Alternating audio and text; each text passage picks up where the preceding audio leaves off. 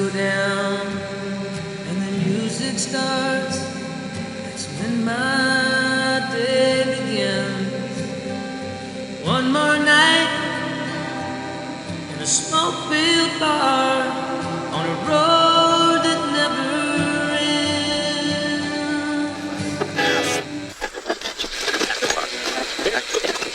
Hey y'all, it's that time again.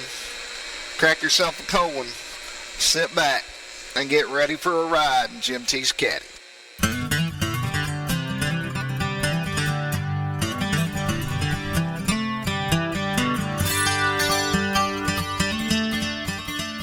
Hey everyone, it's Jim T, and I'm back on the porch. I've got my girl, Miss Billy, out here. She is standing point, looking for any rogue possums that might wander up. I spent the afternoon working on a pine cab for my 57 Tweed Deluxe. So the concept is that it's an all-natural pine combo, and it's going to sit on an all-natural pine cab with, tongue oiled to a high sheen. So what I'm going to have is like this mini stack of 57 Tweed goodness, all wood, and then the speaker covers are, instead of grill cloth, I'm using burlap sacks. So it's like a potato bag, I guess. One's got an Indian, and I'm trying to get one off eBay that has a Bronc Rider on it, and that'll go on the combo. But anyway, I was doing that, and my phone vibrated. It was Walt, and it said, hey, it's Walt, and I am by myself for the first time in many moons. So I called him up, and we did a podcast. And some of y'all may or may not know, I've known Walt a long time. We met when I was in college. So I guess I would have been around 19 or 20 at the time. And Walt was my film instructor. And I did actually pretty well in the film division at Baylor University. And Walt was at Baylor prior to that. He worked for the Texas Film Commission. And then after Baylor, I left and went to LA. He left and started writing songs. And I want to make sure I don't leave anything out, but we reconnected in Nashville. I gave up on LA after, I forget how many years I was out there, but I thought, my God, I've got to go somewhere else. This is like the future tense of all things evil out here, and I still think that. So I left, I went to Nashville, and I found out Walt was in town. And it took a little initiating. When we talk about this in the interview, we hang out and have a great Nashville experience. And I'm going to fast forward, and then we'll get on into the interview. I saw Walt just a few months ago. We were eating dinner before a gig, and he said, "What are you doing?" And I said, "Well, I miss the music and having a record label and all that, and I'm thinking about doing some kind of podcast, but I don't know what to call it." And he said, "Man, you should call it Jim T's Caddy." And usually I overthink everything, and I was like, "Yeah, that's what I'm going to call it." So we finished dinner and jumped in the car and headed to the gig, and while I was outside of the Bluebird, I got on my phone and I bought JimT'sCaddy.com, which I thought was very appropriate. Billy is sniffing flowers. My dog is sniffing flowers of some sort out here.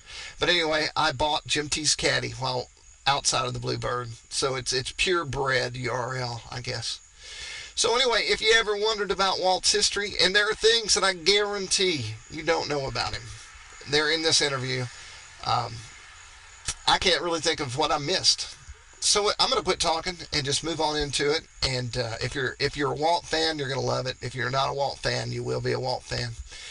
And here we go. Walt Wilkins is riding in Jim T's Caddy. Brother Walt Wilkins. Hey man, oh, what a great thing just to hear your voice. Where are you? I'm driving in the traffic of North Dallas. North Dallas. I haven't been there in a while. I'm kind of afraid to go back anymore. It sounds like it's all houses out there now. It is. It's awful. It's pretty awful. So is Austin. Man, also, we can go over that later. But I had me some Austin plans for when I got older. Yeah. I was gonna buy a Lukenbach and become the mayor and just drive around in my Cadillac in my old age. It'd be fun. Well, there'll be other places for you to buy. I look at places to buy. I like to buy town too. Lukenbach, I don't think will ever be for sale.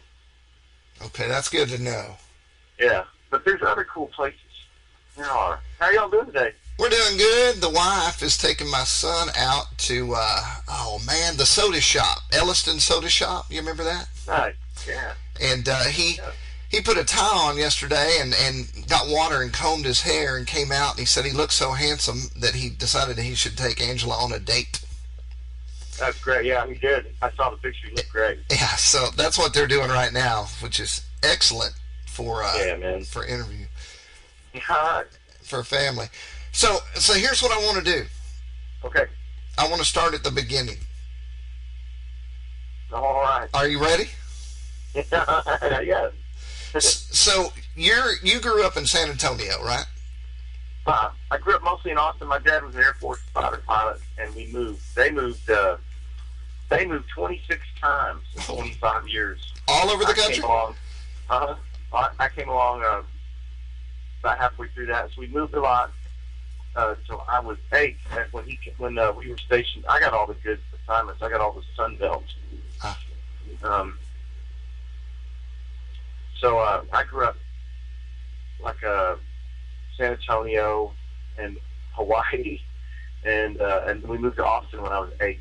And that's when, after he served in Vietnam, did his tours of Vietnam, he had a choice of where to go, and he wanted to go home, Texas.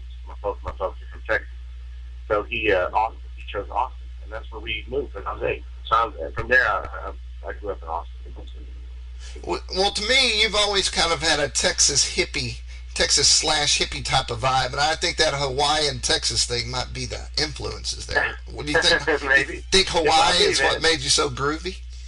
Yeah, I don't know, but we did live there 3 years. I was there for 3 years in Hawaii, and saw all that stuff. It was fun. It's a great place to be a kid. Now, one of my favorite stories, and I heard you tell it a couple of times, but I don't think ever in depth, is that you would ride your bike to go listen to Bob Wills. Not Bob Wills. He was passed away before that. But I rode my bike before I could drive to hear Stevie Ray Vaughn. Oh yeah, even better. And Willis Allen Ramsey. And, and were you actually going to the show, or were you just listening to them outside of the venue? Now, we did listen outside of the Armville World Headquarters before we rolled up to get in, but that was, I think back, things were so much looser back then.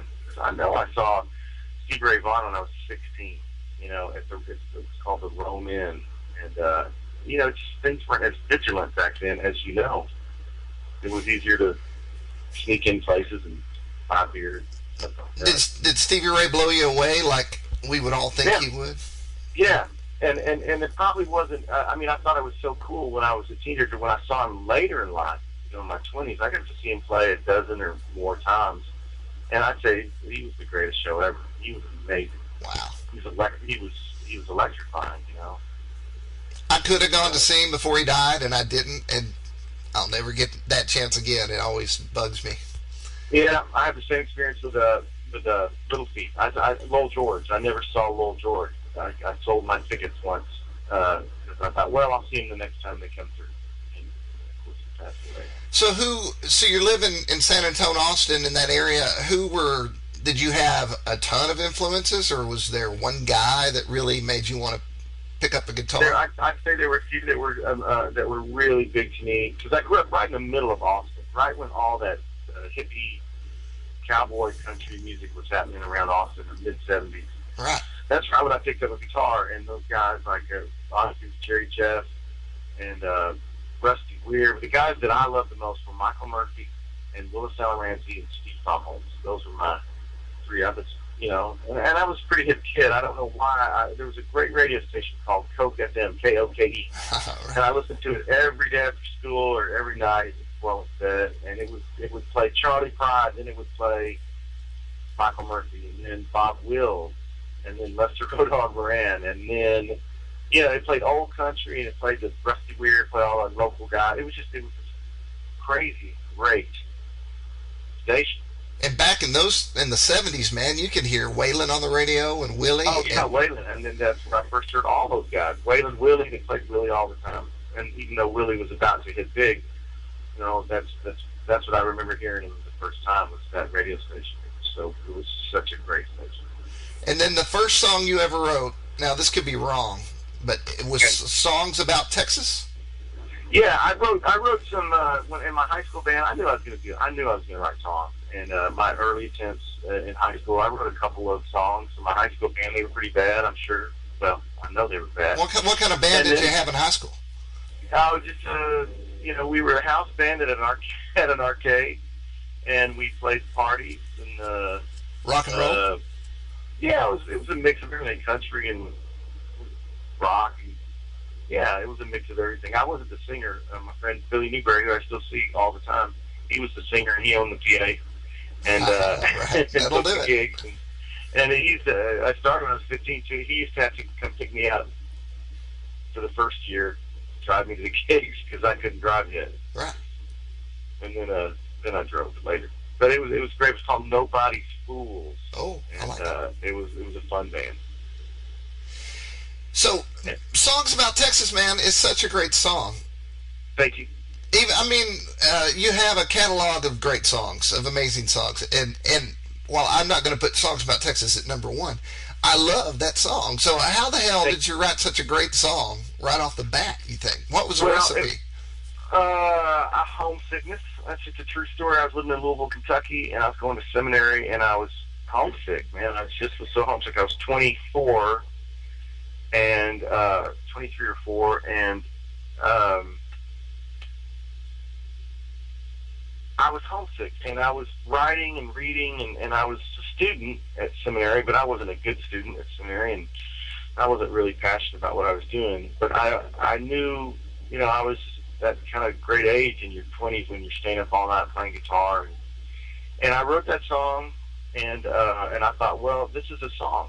This is my first song. This is a song I would show somebody, and I showed my girlfriend at the time, and she loved it, and she wrote it all down. And I wish I still had that. That would be fun to have. But She wrote it down. And then years later, when I made my first little cassette of my first few songs, that was on it. You got to hear my friend Gypsy Graham sing. Well, how did it get from that on to, who cut that? Was it Pat Green? Pat and somebody else just equally as good? Pat was the one that did the great version. In fact, he did recorded it twice on one record, a full-on electric, here's a radio anthem, and then he did on the same record, I think it was the hidden track, he did a quiet acoustic version with Chris Wall and Corey Morrow. But it got to him because when I moved back to Austin when I was 28, first of all, I moved back to Waco at 25, and then the years I met you, and then when I moved from Waco to Austin when I was 28 or 9, I started playing my own songs for the first time. Right. And I played a church. The church that I went to had two other songwriters, I should say, and they're great. They were great. One guy was farther along than me, and the other one. And he had known Towns and Guy, played with them, and we played as a trio for a year or two, and I was kind of the guitar player for them and would sing some of my own songs. But anyway, we did this church benefit for food bank.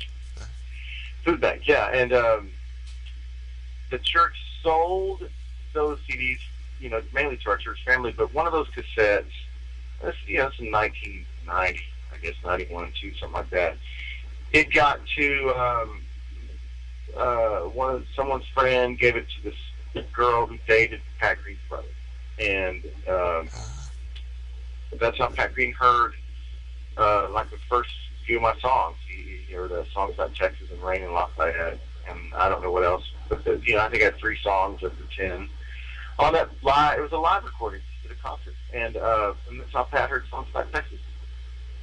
That's great. Was that one of his early big ones? I think it was. It was Rain and Lafayette was on his first record, and Songs About Texas was on his second record. And it was the song that got on the radio here in Texas. In fact, here in Dallas, where I am, it was there was a station then that was kind of sensing this new movement of young guys. Pat being kind of Pat and Zach Ingram, Corey. They were the 3 that were kind of playing a lot, this new Texas music in the mid-'90s, and that song took off. Let's go back. You when we met, you were, well, prior to that, weren't you the film commissioner or the locations manager for the state of Texas? Yeah. At the time when I moved back to Austin, when I after Baylor, and then after I kind of freelanced and filmed the video for a while, I moved back to Austin and got a job. Well, a couple of jobs while I waited for his school job to come open. It did, which is the Texas Film Commission. I scouted locations for movies. So for 4 years, I did that while I was going out and just learning how to perform my songs. And first with these two other writers, and then I started playing my own shows, and that led to me quitting that job. But for 4 years, I did that. I loved my job. I have to tell a little known fact that no one listening to this probably knows. The movie Dazed and Confused, which I guarantee Ange, my wife, and I have watched it at least once a year, every year for a long time. Tell them about Dazed and Confused and how that pertains to your childhood. Well, part of my job was is film commission. They would directors and producers would send scripts to our office, and we would read them and say, "Yeah, I think you could do this in Texas," and back that up with some pictures. And no one had heard of Richard Linklater. Well, no, that's not true. He had done what's that movie that Linklater did before that was about the Slacker? Slacker. It was called Slacker. You know, that was kind of all the rage for a while. And so he had done Slacker, and he can redo his second movie. Sent the script to us, and I read the script, and it was based on him growing up in Huntsville, and he's my age. So all the characters and everything in the story were like people my age when they graduated. They were 16, 17, 18, and I think the movie said in 77 or 8. And so I read it, and the location scout for the movie, we went out and drove around Austin, and I said, I can do this thing. I can do it in one day. And she had 2 days budgeted for this location scout, and we found them all in one day. And because I just showed her the places where I used to hang out, and it's all in the movie. And then the second day, we shot pool and drank beer, and then I showed her a couple of other places. And that's what they did. They shot the whole movie. It looks just like my growing up in high school. And in fact, at the premiere, I took one of my buddies, and he kind of freaked out. It looked just like it. And then the Moon Tower, was that your idea? Where you're like, hey, check out the movie? No, that was in the script. And the Moon Tower, those are real towers in Austin, and they couldn't. He wanted it in the middle of a field, so they built a model to look like the Moon Tower and put it on, and they put it in the middle of a field outside of town. So it wasn't. They used the Moon Tower idea, and they made an exact replica, and they put it outside of town. I grew up in Sherman, Texas, and every Friday, everybody would get together and they would say, okay, we're going to meet at Pump Jack 2278. And there were oil derricks, the little pumpers everywhere. Mm-hmm. You'd party at, the cool part was that there would be gravel around the Pump Jack, and then the Pump Jack itself and a road. It was perfect. We'd all pull our cars up, turn the lights on, turn on the music, we'd dance and drink and get stupid until the cops figured out that 2278 is where we were hanging. Then we'd move to Pump Jack 8892. See, that's cool. That's a movie. That's a ready-made location right there. It is. And if you got really drunk, you would get on the front of the Pump Jack as it was moving, and you'd ride the nose of it. It's called riding. Are you serious? Oh yeah, my brother. So let's fast forward to Baylor University, where you have a little office in the film part of the college, and have a guitar in the corner, which I immediately gravitated towards your office simply because you had a guitar. Right. So what are you doing with your music at this point? I played the guitar in the office and played guitar at home all the time. And it was, like I said, it was the time I was writing my next and first little handful of songs. It started there in Waco. There's a Robert Earl King song where every Sunday they come out on the porch and play for the Methodist Church people as they're getting out. That always reminds me of your house at Baylor. Walt had a house behind, what restaurant was that? Oh, God, man. What is it? It was a hamburger place. And the fence was right behind your back porch, and you could hear people giving orders all day long. I got to where that when I was in that little house, I could get up in the morning and look out my bathroom window and tell the girl, and I can't remember her name right now, I'd say, I'll be over in a minute. I'll take the regular, and I'd go walk over and have my breakfast. And Walt would have these parties. What was that place called? It wasn't a chain. It was like, the Greasy Stop or something. Yeah, right. And then I have a memory of being at a big party at your house full of college students. And I think I was hopped up on Shiner Bock, which at the time no one else could buy it but us, because Shiner was just an hour out of Waco. You couldn't go to a restaurant and buy Shiner. And I told you I knew every word to every Steve Earle song, and you, while sitting on your washing machine, you put me to task, and I totally proved that I did not know every word to every Steve Earle song. Yeah, I hope the statute of limitations has run out on Baylor that I would have students over at the house. But I do remember the night you're talking about. Yeah, they're all 40 now, 50. Yeah, right. That was a cool house. I used to have to chase. I was broken into 3 times, had everything I owned stolen. Oh my God. Chased people out with tire irons, threw rocks at homeless people. There was all sorts of guys. It was a great place to live and a terrible place to live. I don't know if I've ever told you this, but at the end of Baylor, the only thing I could figure out to do with myself was to go to L.A.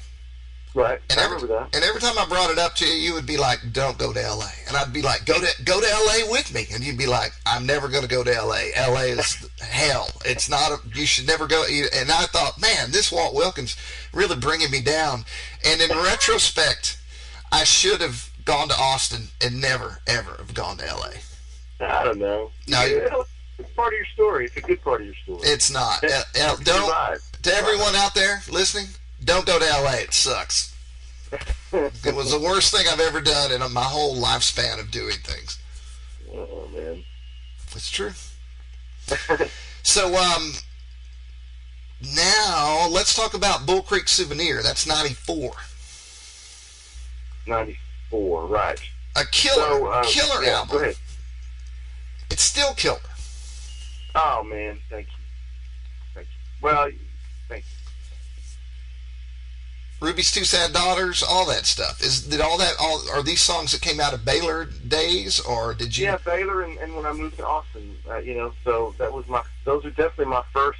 There was a cassette I did with 9 songs, which included 2 by my buddy that I played with that I mentioned before, and his name's Bobby Roberts, and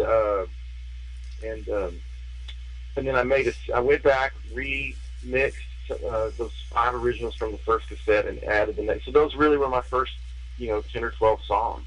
And yeah, I mean, look, I worked for the state for 4 years, took my retirement. It just almost paid for the record. When I finished, I didn't have a penny, and I went to Nashville with the record.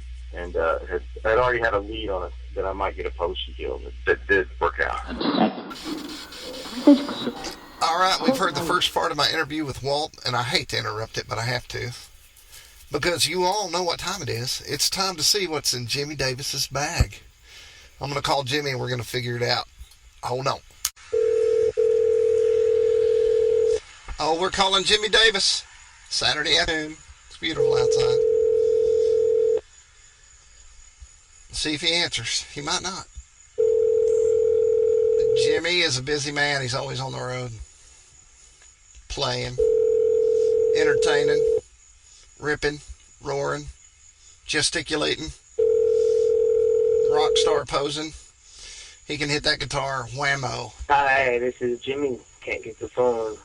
Please leave the message. At the tone, please record your message. When you have finished recording, you may hang up or press 1 for more options. To leave a callback number, press 5. Jimmy Davis, it is Jim T, and I'm sitting on the porch here in Nashville, Tennessee. Nash Vegas, Cashville. There's more. I can't think of any more.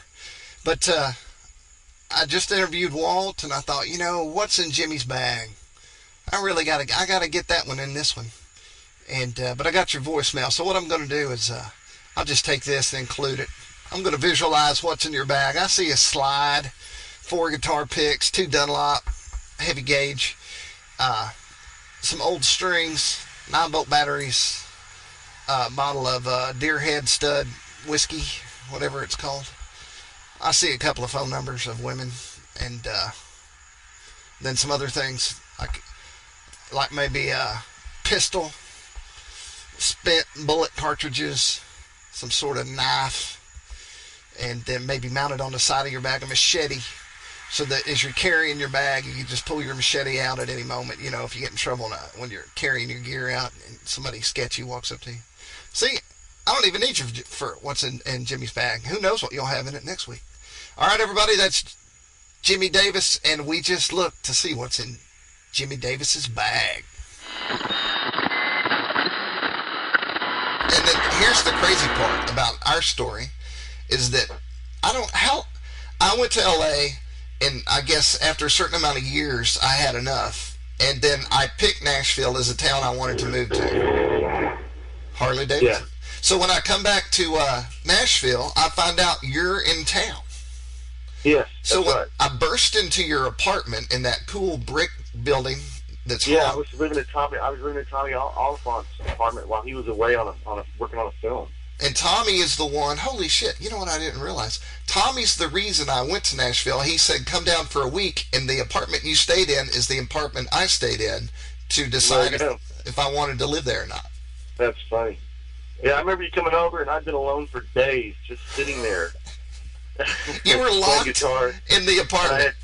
I had all those lyrics taped up on the walls and everything. That's all I did. You didn't want me to come in, and you wanted me to get the hell out. You were like, I left.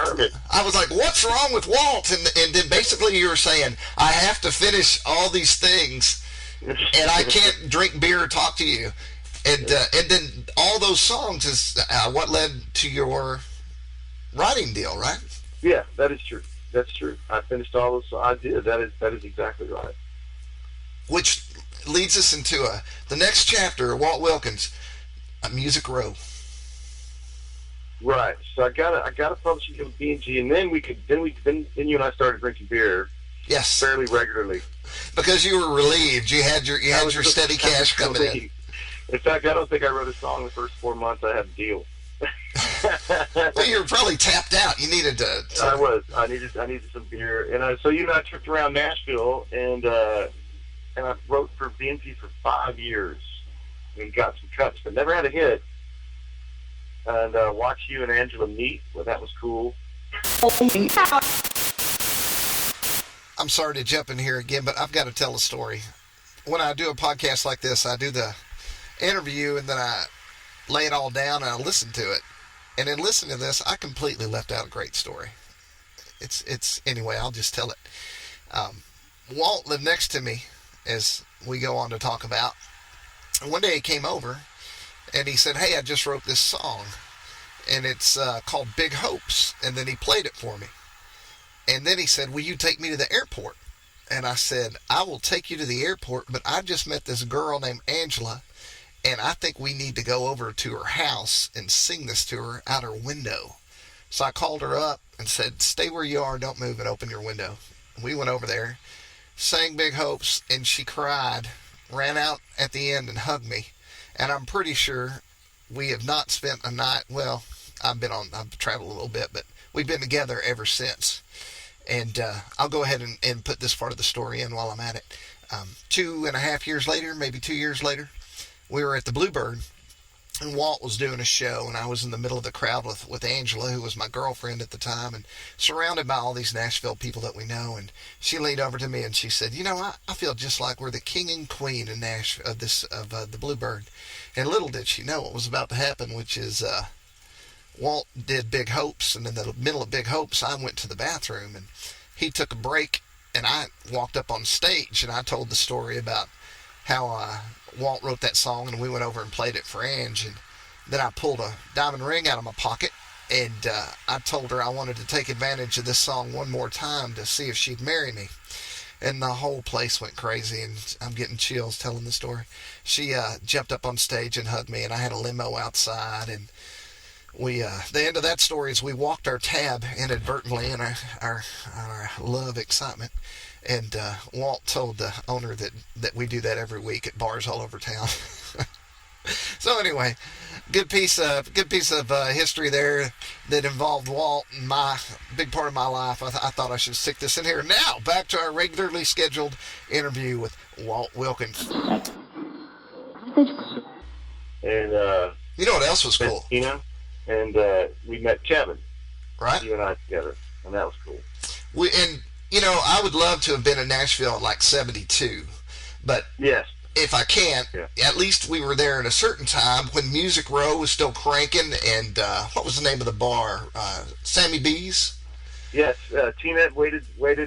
She was the bartender at Sammy B's from 11 to 3, and then Angela was out at on the West End at that place, and she'd come on at 5, right, or something like that. Right, and stay on till 4:30 in the morning. Yeah. Well, 3:30. So we would kind of go to both bars fairly regularly. It was a sweet gig. And then, all the music people, all the producers and the label guys, at 2 o'clock, they hit Sammy B's, and then they started doing business over drinks. That's right. And we met all sorts of people there. And that's where I met Guy Clark the first time. I met a bunch of people. Harlan used to hang out there. Yep. And I still see some of those people around when I go play. I still see a fair number of folks who used to hang out at Sammy B's. Man, somebody should open that bar up. Sammy B's has its own Facebook page now where people just talk about the old days. Yes, I've heard that, and I need to go look at it. I think Tina's probably talking to people on that. So yeah, I know it's sad. It's just sitting there empty. I know, and I don't think Music Row. Warner Brothers bought it, and so it sits there empty. And then we used to play bluegrass music at the little tiny hole in the wall restaurant on Music Row with the big guy. Oh, I know that. It's the Idle Hour. The Idle Hour. Yep, we played at the Idle Hour some. And then I'm sorry. Go ahead. No, and we got where people were coming by. Yeah. Yeah. And then do you know why it ended? I demanded that they pay us beer. Oh, they wouldn't even do that. We have to pay us $1 beer. No, they were like, get out. That was the end of my career as a mandolin picker. Damn. Had I known. Okay. Bad. And then we're going to fast forward. The short version of how I became the president of a record label is that I was overheard a conversation on a phone and made the guy listen to me for 5 minutes. And 6 months later, I had a record label called Groove Tone Records. That's right. And I called Walt. And would you say you were signed to the label? I would say that. Would you say that? I mean, we produced an album and everything. We had a contract, yeah. And y'all re-released. No, y'all. Yeah. Fire Honey. Fire Honey and Angels. Right. Right. And it was who else was it? Danny Flowers and yep. Y'all did. There were a lot of people on it. You did the Dead Reckoners, all their digital, and this was early. Y'all were like the first time I heard of it. This is downloads and all that stuff. Y'all were the first time I heard of anything like that. We were so early. I amassed the world's largest catalog of country and alt country music, but I was so early into the game that no one owned an MP3, and the investors couldn't figure out what the hell I was doing with their money. Y'all were so far ahead of the curve. It took forever for country to catch up, but it was a fun time. One of my favorite parts of that is when we went to South by Southwest, and Pat Green invited us to go to Green Hall, and which I'd never been to, and I'm a huge 1880s cowboy freak. I own pistols and spurs and all that stuff, and this place to me was like the real 1870s type of honky-tonk place. And so pick this up, but we get out of the car and the show's already started. We're walking towards the sides were open because it was hot. The sides were open, and we could hear the band, and we get out of the car, and we just come from the Alamo. Remember that? We all went down to the Alamo for the afternoon. I have a picture of that. And we went to Green, and then we got a car, and we heard songs about Texas being played. And Pat is singing it, and then Pat stops. And then everybody in the audience sings the next verse without the band. And it gives me chills every time I hear it. It was crazy. That was a great memory. I remember that really well. We all, I mean, you and I, we were looking at each other going, "Wow, this is crazy." Like a movie. It's surreal. Yeah. And Yeah, that was a great memory. Angela was there. Her first trip to Texas. Yeah, everybody was there. And then Pat saw you in the back and brought you on stage and got you to sing. And Oh, I forget that, but boy, that first memory of getting out of the car, that was really something. now, do you remember what happened when we left the hall that night? Yes, I do. I know what you're going to say. So we get in the car, and we're driving, and the great station there, KNBT, had been playing Fire Honey and Angels, and we got and they played Mechanicsville. As we're driving away. As we're driving away. So that was it was a pretty special night. That was insane. It was a man and his record label president realizing that maybe someone in Texas was listening and buying the record. Yeah, man, that was super cool. Yeah, it was. That was really special. And then that brings us to one more story in that era, which is how this whole podcast came about. Is I had a pretty swanky office in Nashville, and every day I have a '76 Eldorado Cadillac, i.e. Jim T's Caddy, and I drove it to work every day, and I would pull up in my spot in front of my office, and I would think, this may not last forever. You better have a good day. And I did. I did. And so one day, I pull up, and I forget, I guess you waved at me. We were at the restaurant. Yeah. That restaurant that was in your office building. Cummins Station on the end. Yeah, and you drove by. And I said, and I just saw I called out, you get the convertible. I was, Jim K, come up here. So you parked and you met, and Pat was just, of course, knocked out like everyone was by the car. They just couldn't believe they were seeing that. Some long-haired guy, cowboy hat, so clearly a Texas guy, and then with the cowboy and the horns on the front. And we ate lunch, and that was it. Yeah, that's right. You came over, sat down, and then so the song, Pat and I were writing together that day, and he had started this song called "Carry On," and he wrote a verse that day that said Jim T's Caddy. So for years, every time I play, man, who's Jim T? I'd be in Texas. Who's Jim T? Tell me about Jim T. And how's Jim T? All that stuff. It was so much fun. And Jim T was becoming the hero of folklore that he was destined to be. And the flip side of that is people would call me on my cell phone, and these are people I hadn't heard from high school in Sherman, Texas, and Denison, Texas, and they'd be like, "Is that you in that Pat Green song?"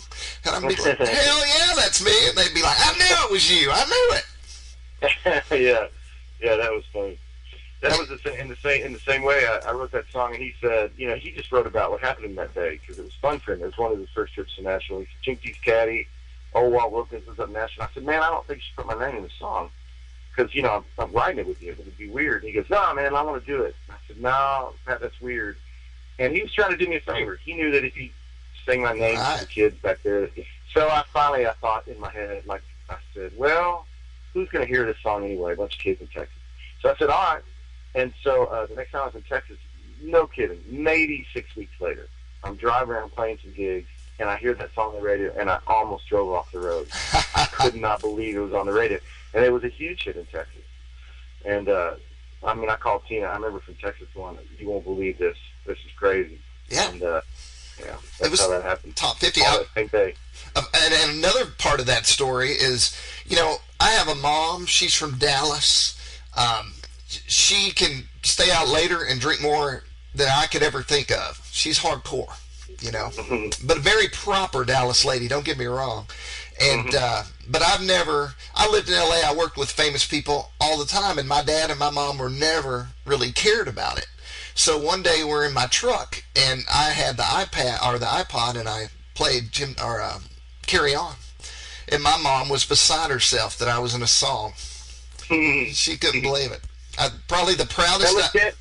Elegant and tall and beautiful. She is. Yeah. The only thing that maybe they're prouder of me for is that I worked with Grizzly Adams. Yeah, that's a big deal. My dad was excited about that. So, at the tail end of this, you run into Tina. And then, yeah, right. It's kind of in the middle. I hadn't been to Nashville too long when I met her. And she was singing yeah, back then. She was in bartender. Nashville to sing, right? Say it one more time. She was in Nashville to sing, right? Yeah, she had moved. Same time I moved from Austin, she had moved from Los Angeles, and she was coming to try to get a record deal and be a singer. That was the days when everybody was moving to Nashville. There was a huge influx from California. Right. And Tina had been Linda Ronstadt was her ultimate singer hero, and so she came to Nashville with her fiance. Right. Super pretty and great pipes, man. Yeah, she can sing, and she sings better all the time. She sings better now. It's great. I love her voice now. And then you guys got together. Yeah, that's kind of a long, complicated story, which you were there for all that. And but for a while, we all lived next door to each other, and that was golden era. Hey, I saw Fun. Nisha last weekend. No way. Nisha Sheridan is a singer-songwriter from Canada, and so in Nashville on Woodlawn Drive, and well, anyway, I'll finish this part. I had at my house, and then Walt and Tina lived in the house next door to that, and then the house on the other side of that was Nisha and Jennifer. That was really cool. So like the song Moan and Whine, whenever it comes on, I tell my daughter, that is about the highway next to our house, Highway 440, right? That's right. That's right. It was a complete, I wrote so many songs in that house. And like Our Lady of the Avenues, about Tina and Angela being bartenders? Yeah. Yeah. If it weren't for you, I started in that house, standing by the Rambler. That house, I just wrote so many songs, and I was so happy. It was so fun. It was a good time. That era was a lot of fun. Although, I look back, and I think I would be less aggressive towards people that talk during shows. I really had a little bit of hyper-vigilant problem with people who talked while singer-songwriters sang. Well, we were all in our 20s. Yeah, lucky I never got my ass kicked. And so, at this point, I believe that Nashville had slapped you in the face one time too many. What led up to you saying, I got to get out of here? Well, after I wrote for BMG, the guy that signed me left as soon as I signed, so I never really had a champion, even though I met so many people and had a lot of great experiences. I wrote at BMG for 5 years, and then when they dropped me, I just walked across the street, literally ran into a publisher from Curb, and she gave me a deal. I mean, just almost right away. So I wrote for Curb for 7 years. And about 4 years into Curb, I thought, man, the business was changing so rapidly, and there were just fewer opportunities to get a song cut, and I could see it. And so I was, after Tina to move, I was ready to go home. And then when Luke was born, I just wanted to raise him in Texas. I just wanted to get home close to my parents, and I wanted to get out west. And you loved Nashville, and I just never loved it and never felt at home there. So I was ready to go, and finally, when he was just shy of turning 3 when we moved, and packed it up and left, and it was easy, and we've been in Austin since then. That's been 8 years. And so when you were in Nashville, you were doing local shows and... Always playing. So I would play the Bluebird once a month. I think I played the Bluebird once a month probably for 10 years. Right. Maybe 12. And Douglas Corner, and then I did Mondays. Mondays, you were there every Monday. Mondays at what's that place called where Walter had played? Oh, downtown? The pool hall was underneath it. The Sutler. Yeah. Yeah, so I when Walter passed away, remember that? I just kind of, a couple months later, I started playing his Monday nights with his band, basically. And so I did that for, I was always playing. And then after Fire and Angels came out, I would get in the car and drive to Texas, and I was always playing. Yeah. And then you leave Nashville and you're in Austin, and I kind of romanticize what it's like to be down there.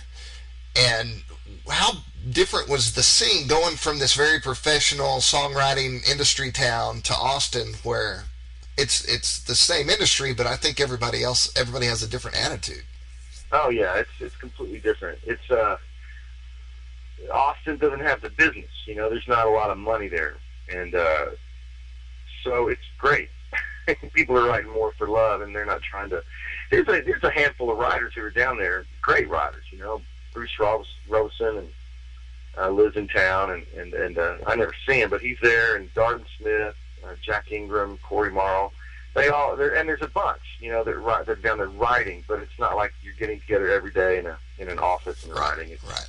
When I go see one of those guys, we meet somewhere, and sometimes it's a park bench, and we write a song that one of us is going to sing. We're not necessarily trying to get it on country radio. Right. And then you had to pick up a whole new band out there, right? Yeah, and yeah. So then that happened organically. I didn't think my goal was, when I got to Texas, I wanted to be the best guy going out with a guitar and singing. That was my goal. I wanted to be great. But about after 2 years, not quite 2 years, a band kind of grew up around me. I had to put a band together for a festival, and we played, and from that first time it grew with a couple of little changes. We've had this band all of a sudden, and it's been a great band. I've loved it. And that's the Mysticeros. The Mysticeros, and this is our 7th year. Holy! And I follow you guys on Facebook, and what's that girl's name on Facebook? Linda and Lowry. Yeah, and the other day she put a picture up. It looks to me like you guys are always hanging out together, always having a good time, making good music, and I feel like I'm missing out on it. You are. We'd love for you to come visit, man. You got to meet everybody. I mean, the guys have all met you in Nashville, but we'd sure love it if you came down. And it's great life. We do like each other. We do, and we do travel together well. In fact, we're playing up here in Dallas this weekend, and we had to travel separately for different reasons. But yeah, it's great. Guys I love, care for. Brian Longlinay's in the band now most of the time. He comes down from Nashville, and it's a great collection of spirits and talented people. Tell me about the life. Before here in town, you kind of were based out of the house and gone maybe during the day and back at night. But now you're on the road a lot, right? On the road a lot, yeah, every weekend and some, quite a bit. I mean, I'll end up playing 180 nights this year again, which is about the standard. When I look back, I think what became frustrating in Nashville is that you were so much of the energy was you dependent on someone else. Right. So, I would write songs and depend on someone else getting them to somewhere, and my destiny was not in my hands. And, the day I hit and put furniture in a rental house, I went, well, I'm going to eat what I kill. And so I had to work my ass off and learn how to be a great road player. And I've been doing it for a few years, but I just learned how to do it better and found out how much I loved it, And so that I do. I travel around. I play more than half the time is with a band, and then I still sing some with Tina, and I still get to do a fair number of solo shows, and 3 or 4 nights a week, every week, and it's fun. That's great. And then the majority of the cash coming in is just from doing gigs, right? Yeah, there's 3 streams in my life. What's 3 streams of revenue, and one is playing. That's the big one, going out and playing. I produce records. And usually that kind of starts in the winter, starts in the fall, and goes to the spring. And I usually do about 4 to 6 a year. That's kind of been the pattern the last few years. And then I make a tiny bit of money on songwriting, songs that I've recorded over the years or had recorded by other people. Like I said, I've never had a hit, so that money is very modest, much less than most people think. But that's what I got. Right. That's my life, and it's fun. And we're kind of to the age now where, when you're younger, you can always look forward to what you're going to be or what you're going to do. And we're kind of in the middle of what we are. Yeah, we're kind of doing it. Yeah, that's true. In fact, I'll be featured on a TV show down here called Troubadour, Texas. Have you seen that? I did. I saw that go through, and I think I watched a part of it, but I must not have seen much of it, or they didn't release much of it. Yeah, they're filming the 2nd season starts here in a couple of weeks. And I just did an interview for them last night at the gig here in Dallas, and that's kind of a talk. They were like, "Well, you're established." I said, "Well, I sure don't feel established." And they're like, "You're in elder statesman." I was like, "I'm 50. I'm still feel like I'm just trying to punch away, trying to make a living." But see, I see you as a Jerry Jeff Walker type of guy out there. For all these up and coming Texas songwriter type of fellas. Yeah, I'm not really famous here. I mean, there are people who love Texas music. That strata of fan that really is into Texas music, then yeah, those folks know who I am, and I thank God for them. But I'm not famous in any way. I enjoy my anonymity. And I might be projecting here, but I'm thinking about you in Nashville, where we would go out, and you would do shows, versus where you're at today. To me, it seems like you're totally in a whole other strata of being a performing artist, as far as fans and things like that go. Yeah, it is bigger than it was in Nashville back then. Yeah, it is better. It is better. You're right.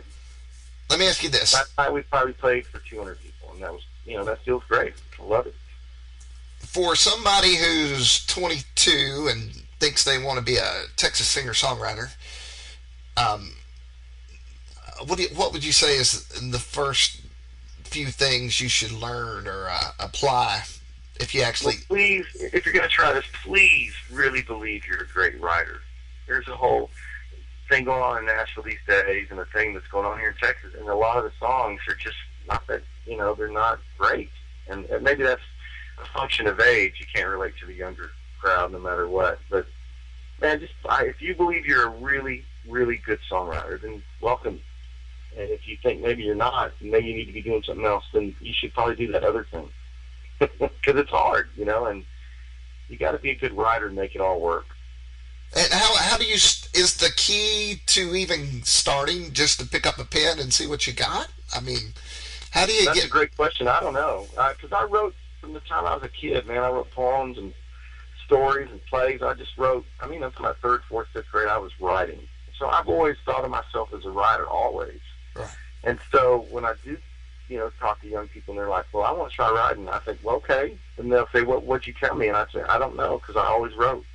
I don't know what to tell you. But, yeah, try it and see if something comes out that you find interesting and that your roommate finds interesting. And you'll see if you're any good. You'll know real quick. If you're good, you'll know real quick if you're good. Yeah, you'll know quick. I think you would, But I had a lot of encouragement. I always felt like I was on the right track once I had a lot of encouragement from you and other people. That there were people who said, "Man, you're good," and I thought I could be. I really did. Well, you have a new CD out, Plenty. Yeah. How's that working for you? It's been the most rewarding of any record I've made. The reviews have made me feel good. I think it's selling okay for, it's a low-budget record on a small label called Ride Records, which is owned in part by Steve Azar, who, was in the Nashville hit-making machine. Yeah, he did well. He's a great guy. We've known each other a long time, and he and his family are wonderful people. And it's a family business, and I'm the other artist right now on the label. And, that's great. It did good. It did good on Americana charts, and it'll be the 3rd time I've been on the on the chart. The first one, of course, was You, Pioneering Angels, and then the Mr. Caro's first record did real well on Americana radio, and this one's done well too, and I'm real proud of it. Hey, I like the record. I think it's a true record about a 50-year-old guy, Right. Which most of us are now. That's kind of your demographic. See, you're 40. I'm guessing you're 47. Yes. Right. I can't believe it. To all of you people out there that are 28 or something, you don't even know what happens. You look up and then you're 47. Yeah, you and Tina are the same age. I don't feel 47. I feel 28, which was how old that's how old we were when we were running around, in the day. 28. I agree. I feel the same way, except for maybe arthritis. Yeah. I do drink more coffee than I used to. I went my whole life without drinking coffee, and now I think, man, I wasted all those mornings. Could have been drinking this. And I still drink the same thing. I drink a Dr. Pepper every morning. I gave up. 16-ounce Dr. Pepper. I got to tell you a terrible thing. I gave up my Dr. Pepper. Okay. Well, it's not good for you. Yeah. I miss it every day. Every day I think, man, I wish I had Dr. Pepper. Yeah, I drink an ice cold Dr. Pepper with peanuts most of the time. So like this morning I had peanuts in my Dr. Pepper, and that's my breakfast, my road breakfast. Well, if y'all want to go check Walt out on the intraweb, you can find him at waltwilkins.com. But I'm going to urge you to actually go see him live, because Walt kicks the ass. And I don't care. Oh. I like a guy with a guitar, because you really can grab a room that way, and Walt is the king of that. But also, the Mysticaros are all special guys, and they all add a great flavor to what you do. So either way is great. So get out there and go do it. Thank you, Jim T. I got an idea for Jim T's Caddy. Okay. I should interview you. Okay. I think that'd be cool. I like it.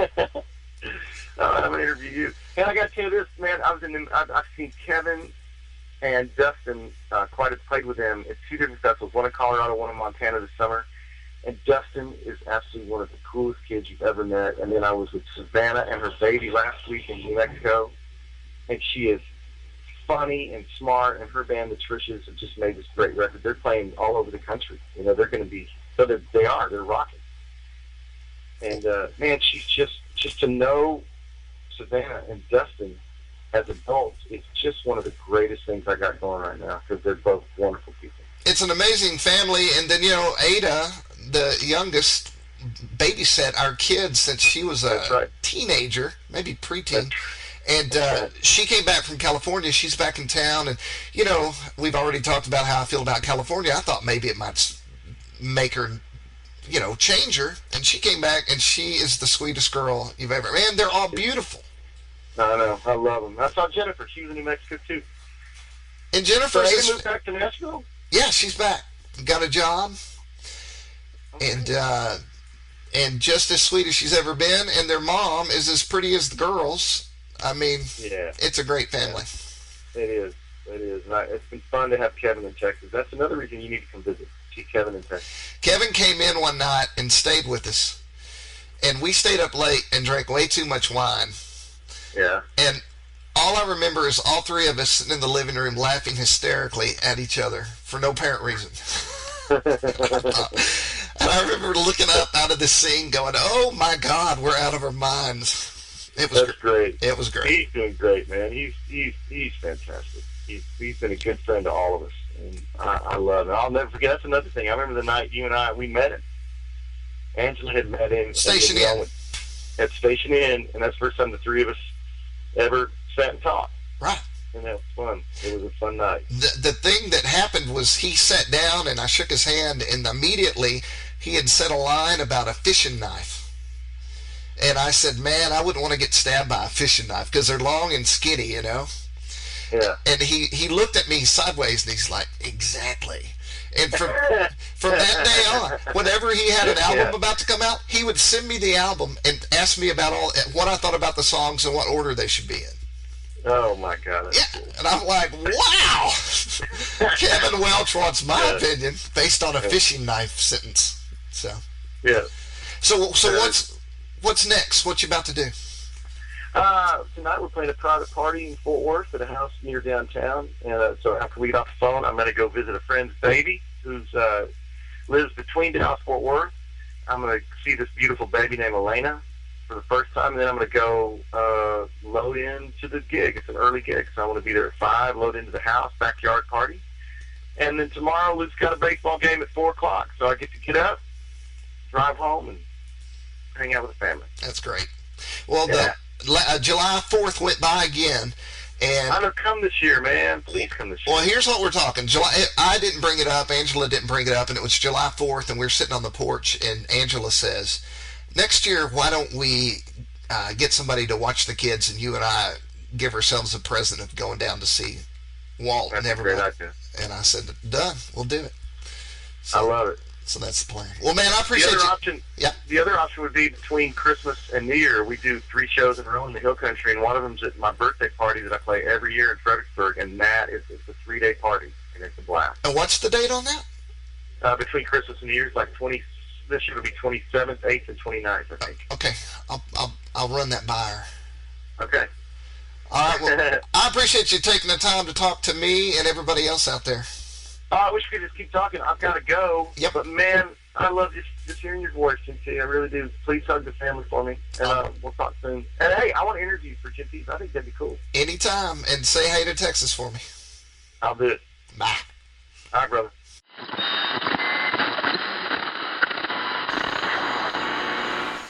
Well, there you have it, the Walt Wilkins interview. I know a lot of you are fans of his music, and Walt's one of the reasons I wanted to do the podcast in the first place.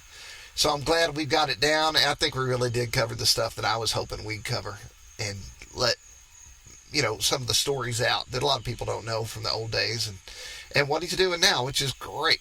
I mean, he is definitely in the right place doing the right thing. Man, Nashville, running in those days, running a record label. Walt was my best friend, and meeting the woman who'd be my wife, all that was a golden time. And I really did enjoy talking about it. But I had a great time, and I sure do miss those days. They were good times. I'm glad Walt's out there in Austin kicking its ass. And if he's not the elder statesman of alt/Texas music, he will be. And Walt, thank you, man. I look forward to seeing you. Thanks to all of y'all for listening to Jim T's Caddy. I know it's still young. It's just getting its legs underneath it. But I'm going to keep on keeping on. I have a couple of more interviews under my sleeve, and more after that. So, it's about 6:30. The sun has just sat. I've got my tiki torch to my right, burning. I love my tiki torch. I'm gonna everywhere I go, I want to have a tiki torch sitting next to me on fire. And with that, I want to say thanks for listening to Jim T's Caddy.